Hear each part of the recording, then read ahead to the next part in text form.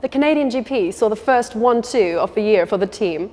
I'm here now with Chief Strategist James Vowles to talk about how things unfolded. So James, it was a very exciting start to the race. What happened with Verstappen?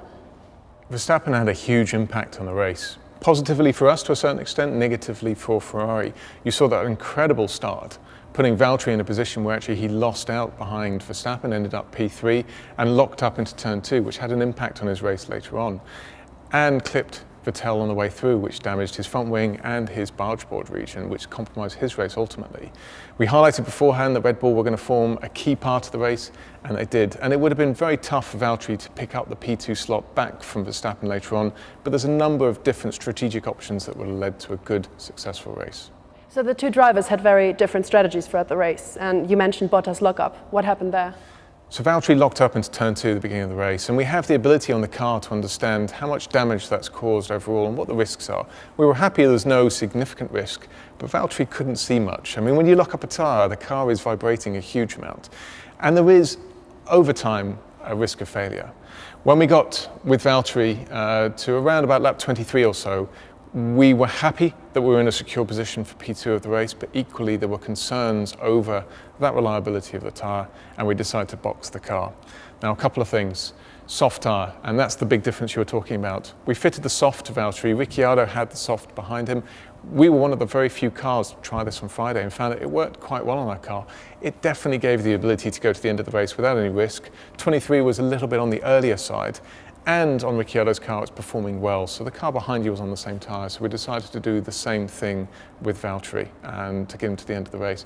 He dropped out behind Esteban, as you saw.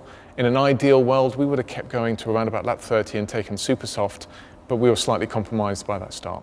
And how different was Lewis' strategy compared to Valtteri's? So both on a one stop, and in fact the whole field was on a one stop, but with Lewis, we had the opportunity now to wait for a real optimum one-stop window, which was around about lap 32 or so. He started to get a huge amount of backmarker traffic after that point in time, so we brought him in off lap 32, fitted the super soft to the end.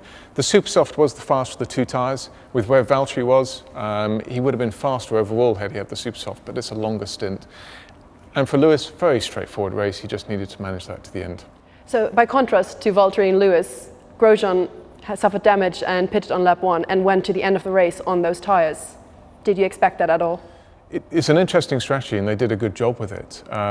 He was obviously caught up in the melee early on, involving Sainz and Massa and Grosjean as well at the same time. And fitting the super soft was the right thing for them to do. We had highlighted it could just do the whole race, but it's an unknown. Whilst you understood that maybe from early on the weekend, the track temperature was 46 degrees in the race, quite a bit warmer than we'd experienced. And he did a very good job managing it and had a very good race with it overall. So considering how compromised he was, great decision by them. Looking at Kimi's race, who had a very interesting day, he actually didn't pit during the virtual safety car, but waited until afterwards. Yeah, it's an interesting race for Kimi. And it's an interesting tactical element what came out here.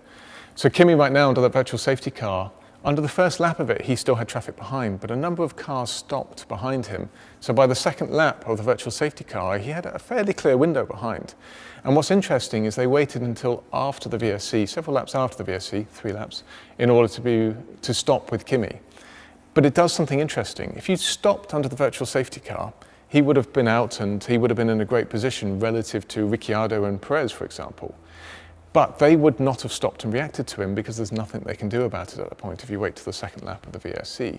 And he would have gone on, but it would have been a very long stint to be doing at that point in time on that one-stop race, 15 all the way to the end. With Ricciardo and Perez, they would have continued on and probably tried an optimum one-stop, a bit like Esteban did in the Force India, and potentially Kimi would have been compromised at the end of the race. What they did with Kimi forced Ricciardo and Perez to cover him. So they forced them to come in 18, 19 in order to put themselves out of position. And what's interesting about that is whilst Kimi didn't get the positions from them, if they were thinking of going into the race, trying a two-stop and forcing other people on a compromise one, they did exactly the right thing. So the balance isn't clear. You could stop under the VSC and definitely get a P3, but on a compromise one-stop, or wait and force other people to react and try a two-stop strategy. And they went for the latter of the two. But it was an interesting clinch point of the race. So it was good to see Force India running the top 10 on the weekend. Could they have done any better? It's a good question. First of all, striking colour with that pink, and you can see it on track, you can see it on the pure pit wall display. They had the opportunity to fight for a podium this weekend. They had the opportunity to fight for a P3. It was a difficult race for them. With Perez, they covered off Kimi. Kimi stopped early on, which was on purpose, trying to force the cars to this very compromised one stop. And with Esteban, they kept him out for a long, long period of time to try and see if they could pull them ahead of Kimi. He very nearly did it.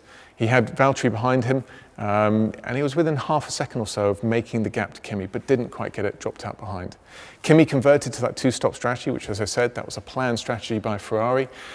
And that now left a situation where Esteban was on much younger tyres than Perez, both cars tucked up behind Ricciardo, but Perez not able to overtake. The team tried to invert the cars to give the team the best opportunity at the podium, but weren't successful in that action. However, the team should have then boxed Perez. If they boxed Perez, they would have come out ahead of Kimi just after he stopped. And that would have put them in the situation that they've removed the options from Ferrari. Ferrari now have a car that's going to be out there on 60-lap-old tyres at the end of the race. Very compromised car. We saw Grosjean make it, but it's not the fastest race. And if Vettel boxes, he now comes out behind Perez. That's a complicated decision. It leaves Esteban trying to attack Ricciardo for that podium, for that P3. And if he's not successful, Perez would have caught back up again and allowed him a chance to attack with much fresher tyres Ricciardo at the end of the race. So that would have generated good opportunity for Force India, potentially a podium, but it's difficult to say. It was another really strong weekend for the pit crew, with some amazing pit stops. Did that have any impact at all on the race overall? I mean, you always want the best pit stops we can achieve. In the situation here, the extra tenth or two didn't make the overall impact on the race. But what's important for me is that we can achieve it time and time again. It's been many times this year that we've been in the top three, and that's extremely important for consistency. You saw Stroll, fastest overall, 22.7 on the pit lane time. That was a very fast stop, very, very fast stop. I think it was around a 2.1 stationary. Ours were around 2 seconds green light time, so around about a 2.3 stationary. So just a couple of tenths offset, which is what that plot shows.